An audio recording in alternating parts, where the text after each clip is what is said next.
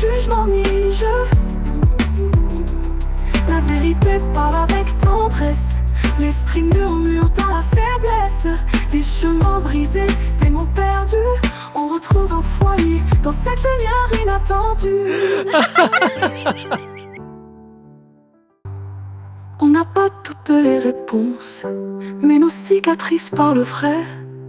Et dans ce partage fragile, c'est la guérison qui naît. As-tu déjà eu le sentiment de tellement donner aux autres que tu t'oubliais toi-même ? Comme si tu essayais de verser de l'eau d'une cruche déjà vide.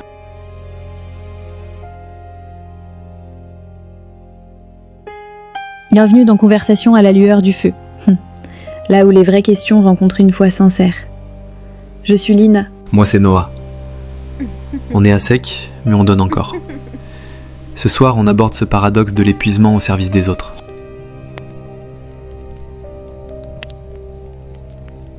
Il y a eu une période où j'étais impliqué partout.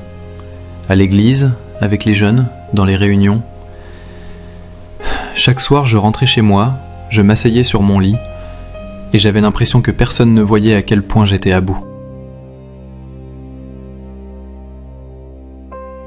La fatigue n'était pas due à de mauvaises expériences, mais à l'usure du service. On donne tout, on est là pour les autres et pourtant, l'âme reste désespérément vide.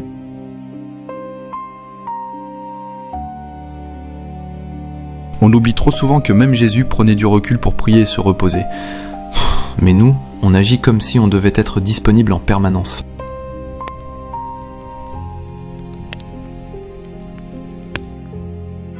Une jeune femme, Lina, au début de sa foi. Elle est partout, toujours volontaire, toujours présente. Elle sourit, elle encourage, elle prie pour les autres. Mais une fois seule, elle s'effondre. Les larmes coulent en silence. Plan symbolique, elle remplit des verres d'eau pour tout le monde, mais le sien reste vide. Et à la fin, elle essaye encore de verser, mais sa coupe est complètement sèche.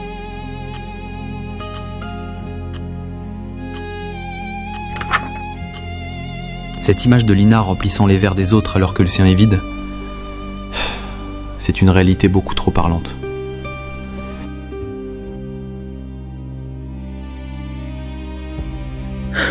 Parce que c'était mon histoire. J'étais impliquée dans tout et je donnais sans compter.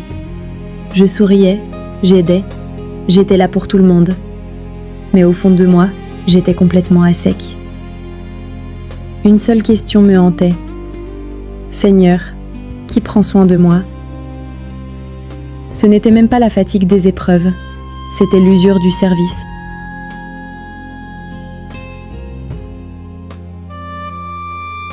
C'est le danger de l'épuisement par le dévouement. On ne peut pas vivre sur la foi d'hier. Le feu doit être entretenu. Chaque jour, il faut revenir chercher un renouvellement et une énergie nouvelle.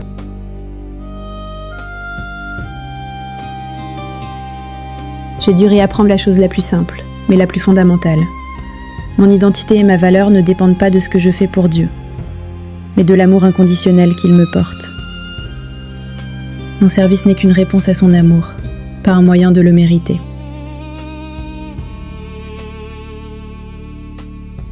Se reposer, ce n'est pas de la faiblesse, c'est un acte de foi.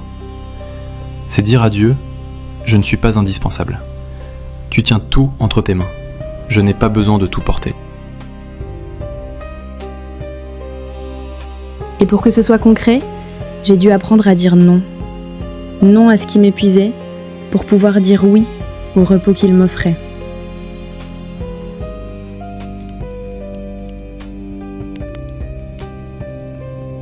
Et toi, est-ce que tu donnes tellement que tu as oublié ce que ça fait de juste être devant Dieu, sans rien faire ?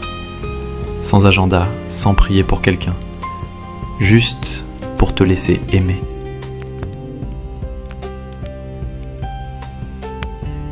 Tu n'es pas seul à te sentir ainsi.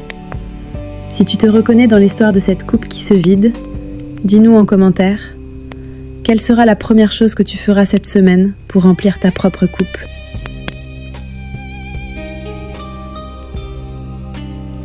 Partage cet épisode avec quelqu'un qui donne sans compter. C'est le moment d'apprendre à se remplir. et à prendre soin les uns des autres aussi.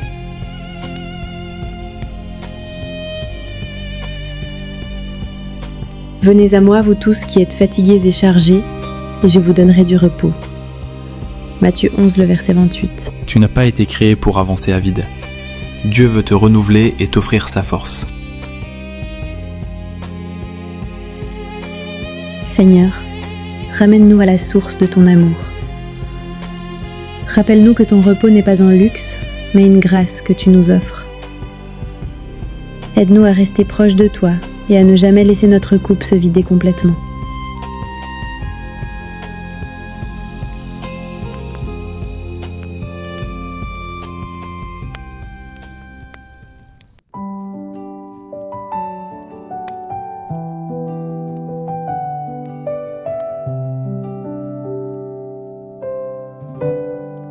Ta main m'a ramené au calme.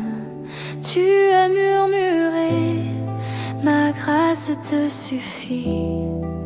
Tu es la source qui remplit mon âme.